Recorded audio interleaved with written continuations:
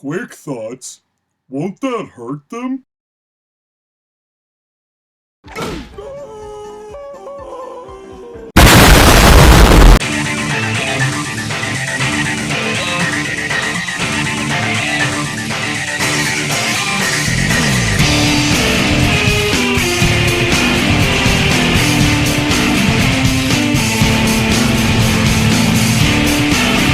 Welcome to the NFL Week 4. We got ourselves a whole big old batch of games before the buys start. So before we get in sync running around and suing us, play 2 frames of InSync's bye.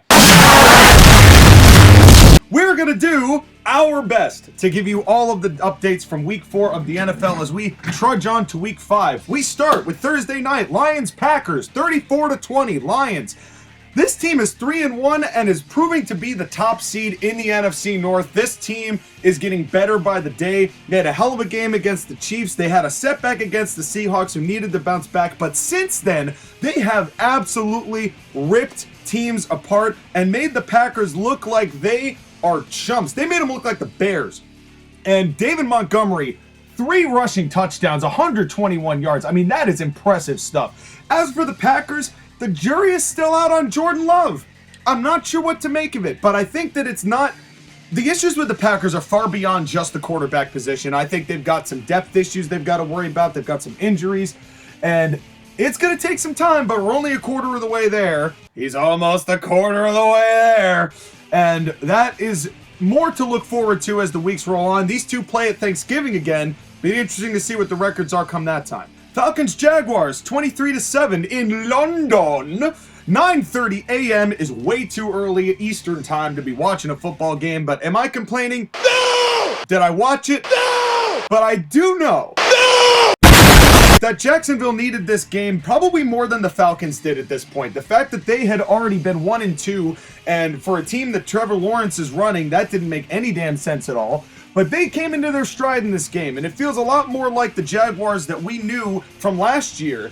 But the way that this division's playing, it's still as wide open as Ann Coulter. As for the Falcons, this team is starting to get a little bit exposed. I won't lie to you. That 2-0 start was really refreshing. But this team has some work. Desmond Ritter's okay. Bijan Robinson, he's probably the biggest stud of the team. But more is needed to be done offensively if they're going to make any sort of splash in this division, especially with the way that the rest of the teams are playing. Bills-Dolphins, 48-20. Josh Allen, 320 yards, 4 touchdowns. Stephon Diggs, 120 yards, 3 touchdowns. This team is back in action. We are a little nervous when we saw them lose to the Jets in Week 1, but that was kind of extraneous circumstances. Everybody was talking about how the Bills were going to take a step back. Where are we at now? This team is slaughtering the teams that are slaughtering other teams. This defense is now really hitting their stride. I think this team's only getting better, and I don't see any way this team does not end up with the division come January.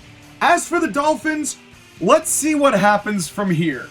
Because the Dolphins have a really nasty habit of getting one loss after a really hot streak and then never be able to regain that momentum. And truth be told, it's not that they even had a bad day. Arcane, the running back, at 101 yards and 2 touchdowns, but they ran into a tough Bills team. And if they can't win division games like that, it's going to be very difficult to break that glass ceiling. Broncos-Bears, 31-28. Who thought the winless wonders would come up with one of the better games of the season? Does Sean Payton have to cut his sleeves off every single time in order to win? And has that really been the fault of the Broncos the whole time, is that they're just playing with proper sleeved shirts? Is there some truth to this? Let's get some stats on it. Somebody tell me what's going on here. The Bears, well, they had a hell of a second quarter, but they still fall to 0-4, 14 consecutive losses, and Matt Eberflus might be Matt Eberflyin out of Chicago, but there is a lot more problems than just the quarterback and the coach here. This is a structural problem in Chicago. This is an ownership problem in Chicago, and considering that they just hit the refresh button, and now they might be in line for the number 1 and number 2 pick to start next year, oh Nelly, the Bears right now are looking more like Cubs.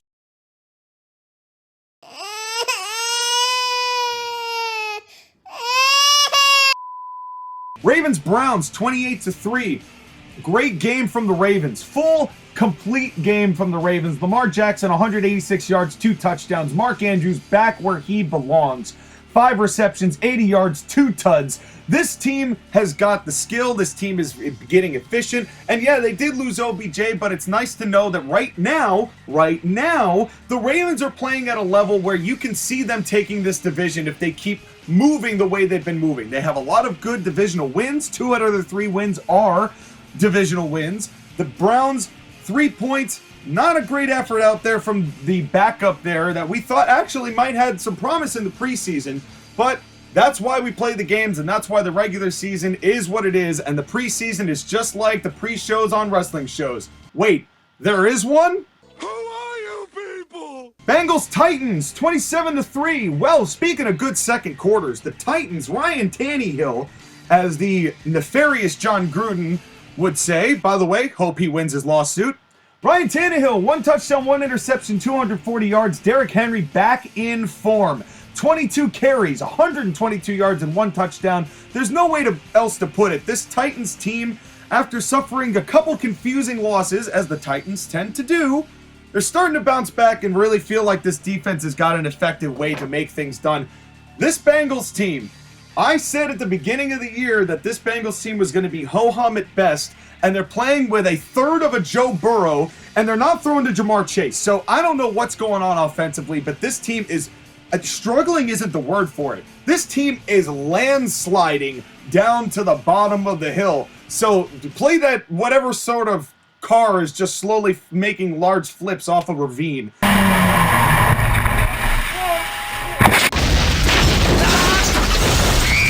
I don't know, Bengals, it's a quarter of the way through, but it kind of feels like you're already out of it. Can you come back?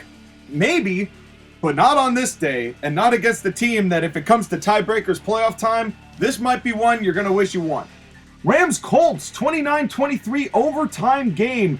This was way closer than it had any right to be, but the Rams came through at the very last moment with Pico Nacua, who got 163 yards, 1 touchdown. Matthew Stafford got a touchdown, 319 yards. And it was just an all-around complete effort from the Rams, who are looking a lot more like the Rams of old than the Rams of last year. I'm not saying this is a Super Bowl caliber winning team. I don't know if they're that level, but they are getting done and winning games that will make or break a season for some teams. These kind of overtime clashes where the winner gets the momentum on their side. Like I've said before, this is a momentum game, football. Rams, they've got the momentum on their side, and let's hope that they don't run with those big old horns right into a brick wall or a golden wall like the 49ers again. But a big win from the Rams, had to win this game so they can stay in the conversation. As for the Colts, you're lucky. Everyone right now is in kind of the same position in that division, so this loss isn't necessarily the most crucial. It's non-conference, and you still have some things going for you. Anthony Richardson, he's getting there. He's learning, but he's getting there. And I think that right now, this overtime loss is not the worst. The fact is, you're in games. You're not getting shut out. You're not getting blown out. And you don't have Matt Ryan, the ultimate terrible quarterback that somehow hoodwinked the Falcons into having a job for so long, and then hoodwinked the Colts for having a job for, 5-6 games before he stunk up the joint.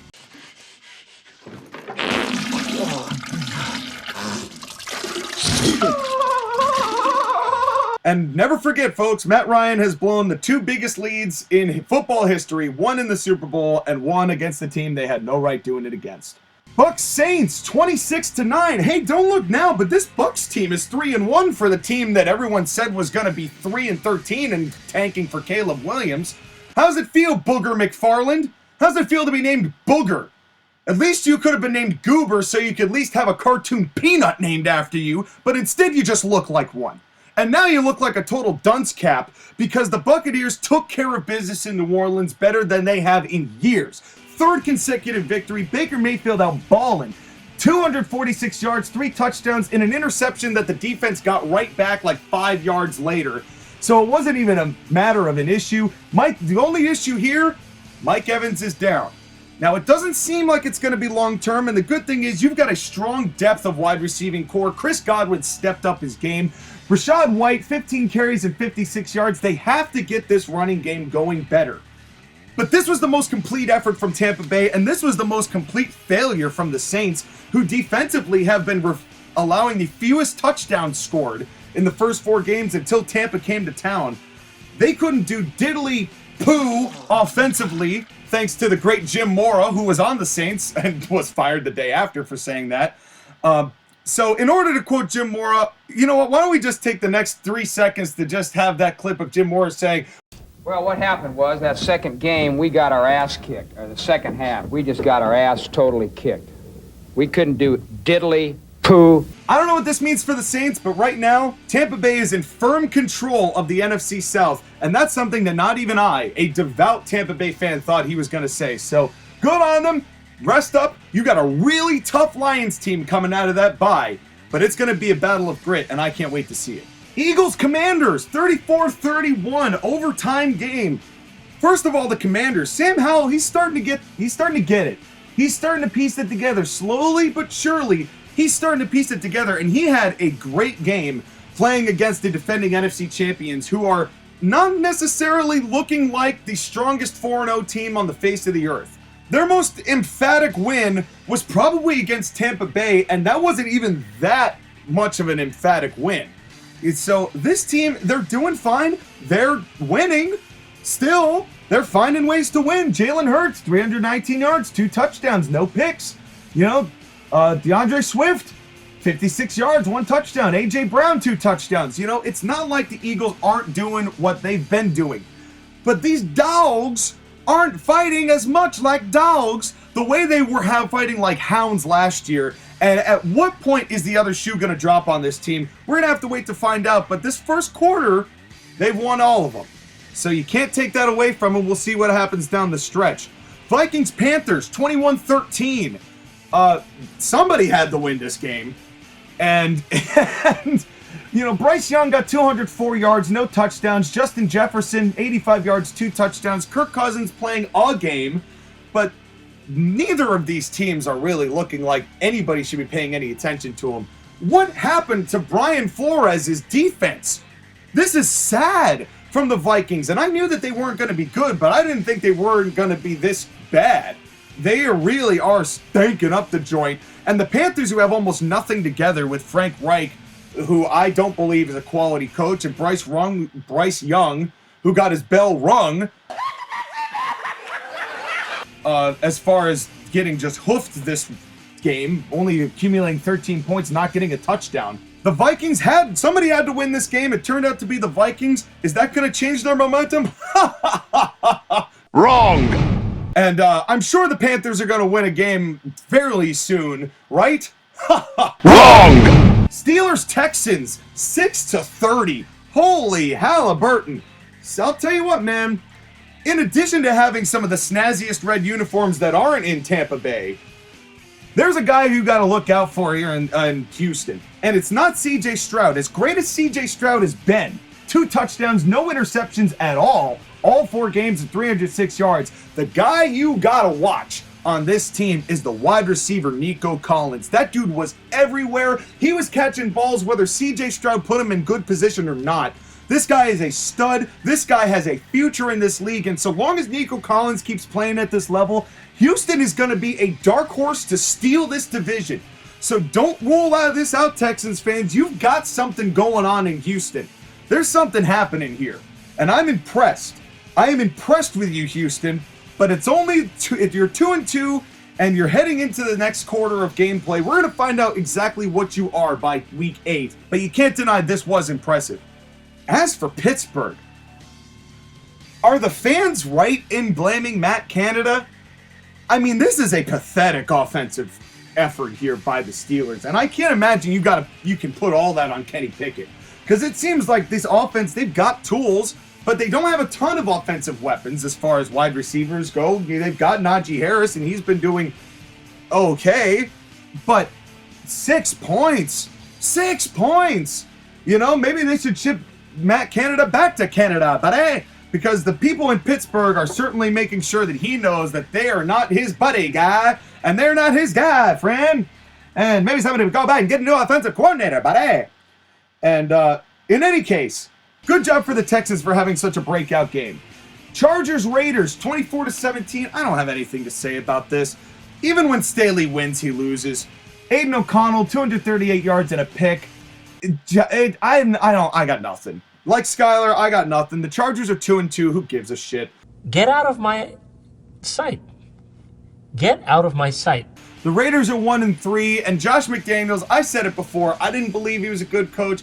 I didn't think they should have gotten rid of Rich Saccherini when he took over from John Gruden. Shout out, I hope he wins his lawsuit. It's just more evident day by day that they made a very bad call in thinking that Josh McDaniels was going to be the answer for this team. And the sooner this season ends for the Raiders, I think the better, because then they can really start to analyze what they are working with and what they need to do to get rid of the rest. Boys, Patriots 38-3. What a dominant effort from the team with the weakest 4-game schedule in the league. You beat the pathetic Giants, who are scoring nothing. You beat the Jets, who are reeling from a bad quarterback in Zach Wilson and recognizing that maybe Robert Saleh is not the head coach everybody thought he is. You lost to a team that everyone said was tanking in the Cardinals, and now you go ahead and destroy the Patriots, who are on such a downswing. They're going to hit bottom before Mandingo. And it's just, the Cowboys, hooray, hooray, you're beating cupcake teams. Go Dallas. I hope you get that. Post the meme up of the guy who's popping the champagne in like 7th place. We'll see how well you play come December, Dallas. But you're not going to fool me with this weak-ass schedule that you're all of a sudden Super Bowl contenders, because you ain't proven nothing yet. We'll see how you do when you face the Niners. As for the Patriots, I'm in favor of execution. Maybe our entire team needs to be executed after tonight. I said it at the beginning of the season, but it becomes more and more evident with the way this general manager deal has gone and how little and how few people they've had. Bill Belichick needs to be removed from his general manager duties. I'm not saying his head coaching duties, but they need somebody else's eyes on recruiting talent and getting talent in, because other than Juju Smith-Schuster, they have no one. And that is no more evident than the fact that this Cowboys team that is average at best mowed over the team that won 6 Super Bowls. This should have been a clash of the ages. Instead, it was just depressing. So I don't know what to make of this, New England, but there is a lot of change coming, I think. Niners Cardinals 35-16 as I continue to ramble on. 49ers keep getting it done and keep getting it done convincingly. I don't know what else to say. Brock Purdy's not having any sophomore slump. Christian McCaffrey, my God. 20 carries, 106 yards, and 3 touchdowns. Brandon Ayuk, 148 yards. I mean, this team is playing more complete football than any other team in the league right now, full stop. Every game they are making equally as powerful and strong, and they are having offensive weapons up the ass, and their defenses have really, really improved from last year, man. I had a really tough time saying that the 49ers were going to be involved in the Super Bowl, but through 4 games, I don't see any team stopping this team right now. So good on them. As for the Cardinals, hey, they're fighting, man.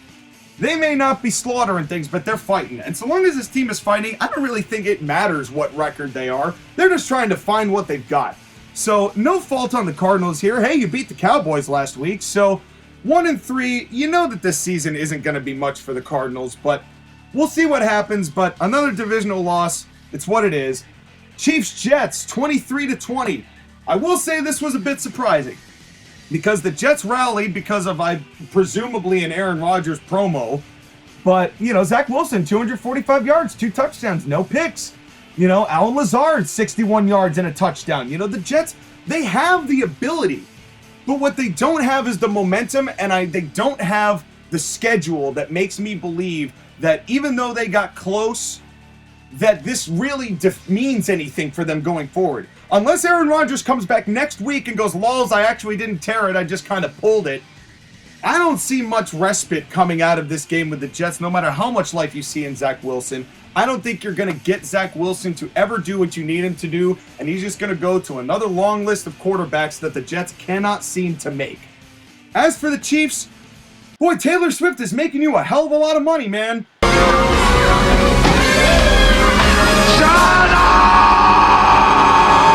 So it almost doesn't even matter whether you win or not. The Chiefs are going to slowly end up making more money than the Cowboys do if they get this many celebrities on the take. Which Chiefs member do I have to fuck to get some recognition around here?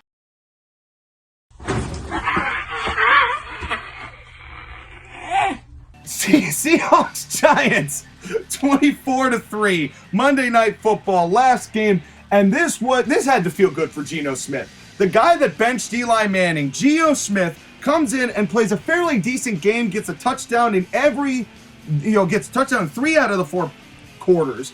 They play a great defensive game. Everybody said, hey, Skyler said last week, hey. So, Seattle, I know you won this game, but, do you have a defense? The Seahawks took that personally. 11 sacks. 11 sacks. What do you do with this Seahawks team? You don't bet against them right now because except for that first week loss, they look better than they did last year, and that's a scary proposition. As for the Giants, I wanted to believe, but you breaking my heart, New York. You breaking my heart, and you also suck. Goodbye.